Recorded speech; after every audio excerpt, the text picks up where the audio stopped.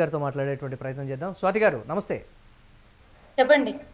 ఏంటి ఏ విధంగా చూడాలంటారు? కాంగ్రెస్ పార్టీ అంశానికి సంబంధించి ఎక్కడైనా సరే ప్రజాస్వామ్యబద్ధంగా నిరసన తెలిపేటువంటి హక్కు ఉందనేటువంటి మాట క్లియర్ కట్గా చెప్తున్నటువంటి సిచ్యువేషన్. ఏంటి భారతీయ జనతా పార్టీ కూడా ఒక్కడుగు ముందుకేసి కాంగ్రెస్ పార్టీ కార్యాలయాల మీద దాడి చేయడం అనుకోవాలా, కోడిగుడ్లు టమాటోలు విసరడమా, లేకపోతే అదొక టైప్ ఆఫ్ నిరసనని వ్యక్తం చేసినటువంటి సిచ్యువేషన్, దీన్ని ఎలా చూడాలంటారు?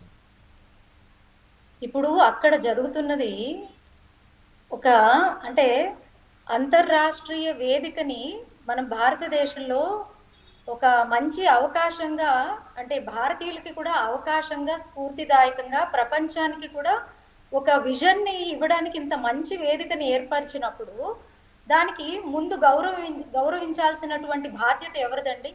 ఇప్పుడు ప్రతిపక్ష పార్టీలో ఉన్న కాంగ్రెస్ కానీ, కాంగ్రెస్ నాయకులు కానీ ఆ ఒక కార్యక్రమం ఒక ముఖ్య ఉద్దేశం ఏంటి అనేది తెలుసుకుని మాట్లాడి ఉండుంటే దానికి ఒక అర్థం ఉండేది. దగ్గర 100 దేశాల నుంచి రిప్రజెంటేటివ్స్ ఈ కార్యక్రమాన్ని అటెండ్ అవడానికి మన దేశానికి వచ్చారు.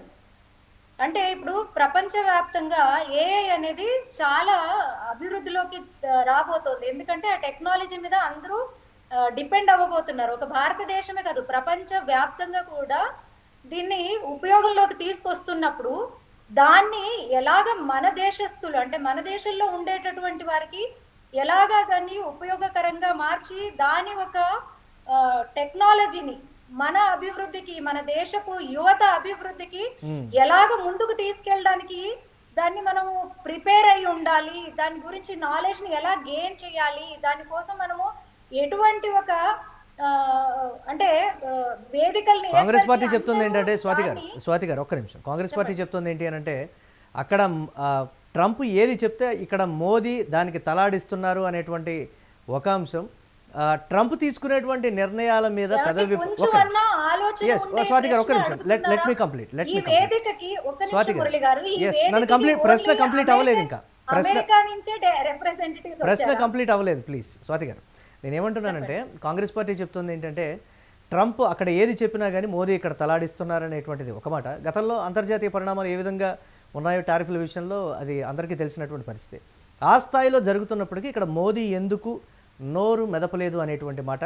ప్రతి అంశానికి కూడా అక్కడ ట్రంప్ తీసుకునేటువంటి ప్రతి నిర్ణయానికి కూడా ఇక్కడ జీ హుజూర్ అంటున్నారు అని అంటే దేశాన్ని తాకట్టు పెడుతున్నారని, లేకపోతే అక్కడ తల వంచారు అనేటువంటి రకరకాలైనటువంటి విమర్శలు, ఒకటి కాదు చాలా రకాలైనటువంటి విమర్శలు చేశారు. దేశ భవిష్యత్తు ఏమైపోతుంది అనేటువంటి మాట కూడా వారు చెప్తున్నటువంటి మాట. ఎందుకు ఆ విషయం గురించి ఆలోచించారు మీరు అని కాంగ్రెస్ పార్టీ నేరుగా ప్రశ్నిస్తుంది. దాన్ని ఎందుకు చూడకూడదు?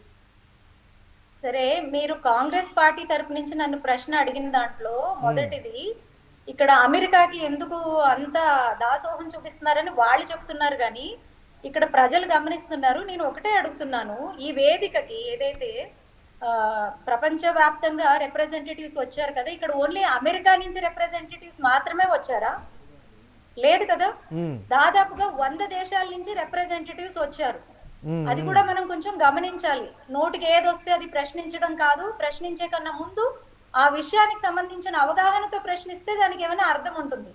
అలాగే ట్రంప్ కి ఎవరండి దాసోహం చెప్పారు, ట్రంప్ కి ఎవరండి భయపడుతున్నారు? ఇన్ని రోజులు మీడియాలో అంటే మీడియా ప్రతినిధులు అందరూ మనకి చెప్పడం జరిగింది కదా, ట్రంప్ ఫోన్ చేసినా కూడా మోదీ గారు రెస్పాండ్ చేయట్లేదు.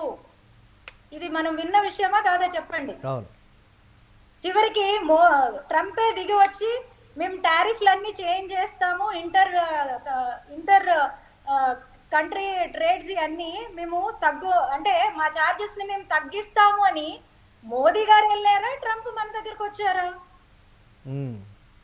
సో ఇప్పుడు ఎవరికి భయపడుతున్నారు, ఎవరికి రెస్పెక్ట్ చేస్తున్నారు అనే ఇంగిత ఆలోచన కూడా లేకుండా కాంగ్రెస్ పార్టీ ఏ సమ్మిట్లో ఆ విధంగా నిరసన తెలిపింది. సరే, భారతీయ జనతా పార్టీ మాత్రం అంతకన్నా ఒక్క నిమిషం స్వాతి గారు ఒక్క నిమిషం, లెట్ మీ కంప్లీట్, నా ప్రశ్న కంప్లీట్ చేయనివ్వండి. సరే, భారతీయ జనతా పార్టీ మాత్రం అనంతపురంలో కావచ్చు, లేకపోతే ఇతర స్టేట్స్లో కావచ్చు, లేకపోతే రకరకాలుగా నిరసన వ్యక్తం చేసినటువంటి పరిస్థితి, దాడులు చేసింది, కోడిగుడ్లు టమాటోలు విసిరేంత పరిస్థితి ఉంటుందా? మీరు కూడా ప్రజాస్వామ్యబద్ధంగా భారతీయ జనతా పార్టీ మరి ఎందుకు నిరసన వ్యక్తం చేయలేదు కాంగ్రెస్ తీరుకు సంబంధించి అనేటువంటిది ప్రశ్న తలెత్తడం లేదు, దానికి ఏం చెప్తుంది భారతీయ జనతా పార్టీ?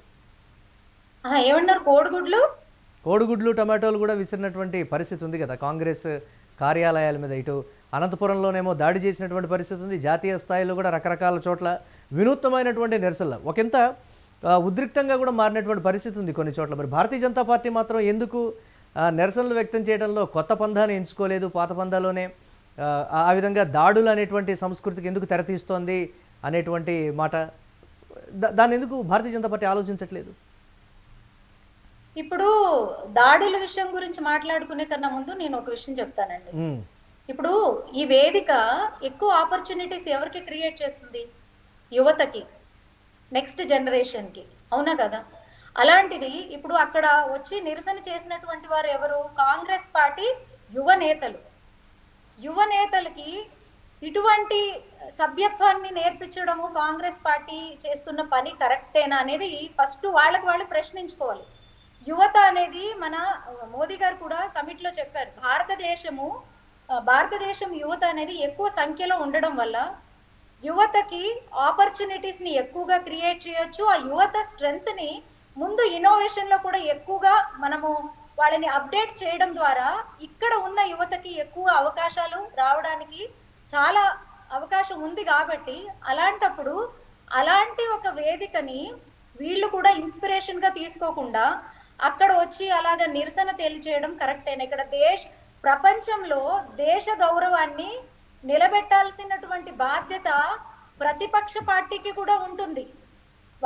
ప్రతిపక్ష పార్టీ కూడా ఆలోచించాలి, ఎటువంటి వేదిక జరుగుతోంది, నిజానిజాలని తెలుసుకొని అక్కడ వచ్చినటువంటి ఆ యువతకి సభ్యతని నేర్పించాల్సినటువంటి బాధ్యత కాంగ్రెస్ ప్రభుత్వానికి, కాంగ్రెస్ లీడర్స్ కి ఉంది. అక్కడ ప్రపంచ వ్యాప్తంగా వచ్చినటువంటి రిప్రజెంటేటివ్స్ ముందర మన దేశం గౌరవాన్ని కాపాడాల్సినటువంటి బాధ్యత ఆ యువతకి కూడా ఉంటుంది అనేది చెప్పాల్సింది కాంగ్రెస్ పార్టీ లీడర్స్. అది పద్ధతే కాదు. ఎందుకంటే అన్ని దేశాల నుంచి ప్రపంచ వ్యాప్తంగా మన దేశానికి వస్తున్నప్పుడు మన దేశపు మంచి చెడుల్ని అన్ని గమనిస్తారు.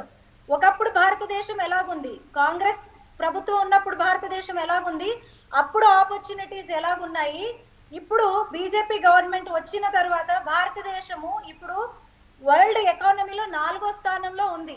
మన ఇన్ఫ్రా ఎలాగుంది, అలాగే మేడ్ ఇన్ ఇండియా ఒక డిజైన్ వల్ల కానీ మన దేశంలో ఉండేటటువంటి ఇన్నోవేటివ్ కెపాసిటీ అంటే ఇన్నోవేటివ్ నాలెడ్జ్ వల్ల ఈవేళ దేశం ఎంత అభివృద్ధి పదంలో వెళుతుందో ఇవన్నీ గమనించినప్పుడు విదేశాల నుంచి వచ్చినటువంటి రిప్రజెంటేటివ్స్ వాళ్ళ దేశపు పెద్దలకి వాళ్ళకి డెఫినెట్ గా ఇన్ఫర్మేషన్ ఇస్తారు.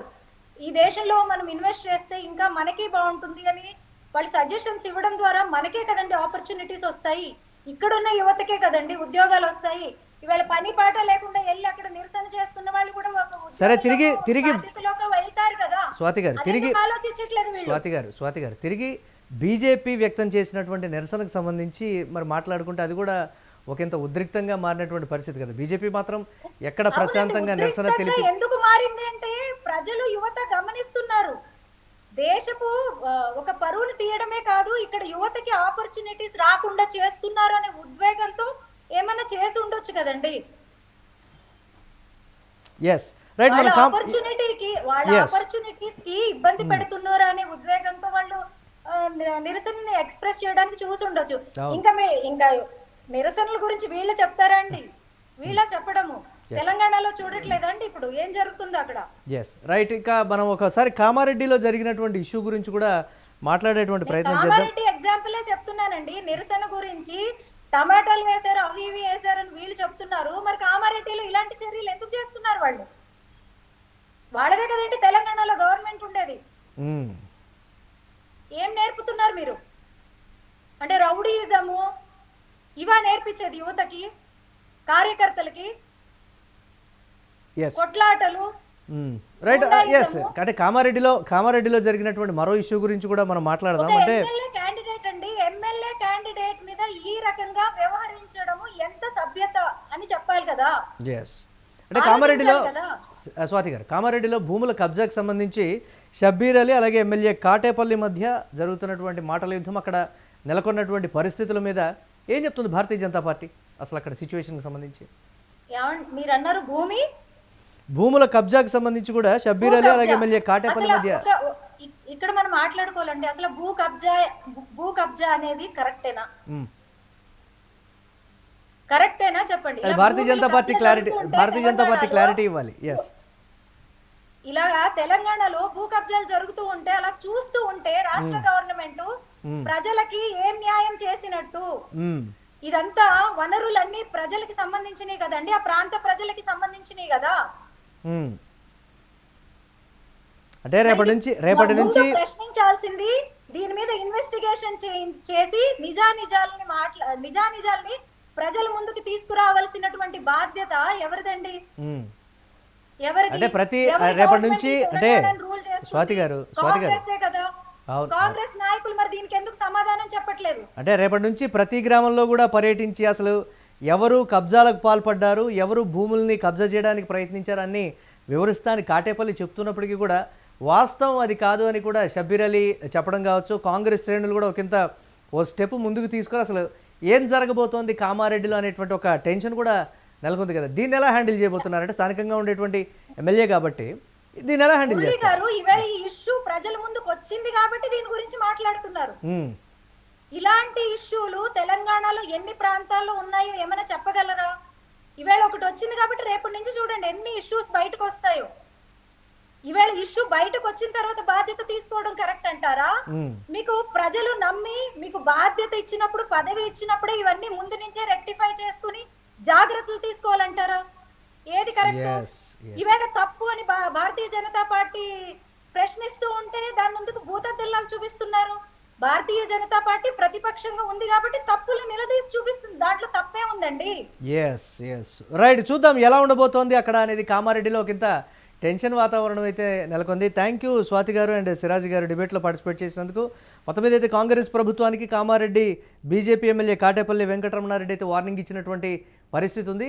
రేపటి నుంచి గ్రామాన కూడా నేను పర్యటిస్తా, ఎవరు ఈ కబ్జాలకు పాల్పడ్డారో అంతా కూడా వివరిస్తా, అసలు వాస్తవాల్ని ప్రజల ముందు నిలబెడతా అనేటువంటి మాట అయితే చెప్తున్నారు. షబ్బీర్ అలీ ఎమ్మెల్యే కాటేపల్లి మధ్య జరుగుతున్నటువంటి మాటల యుద్ధానికి సంబంధించి అక్కడ జరుగుతున్నటువంటి ప్రస్తుత పరిస్థితులకు సంబంధించి అయితే నిశితంగా గమనిస్తూ ఉన్నారు. చూడాలి ఏ విధంగా ఉండబోతోంది అనేది.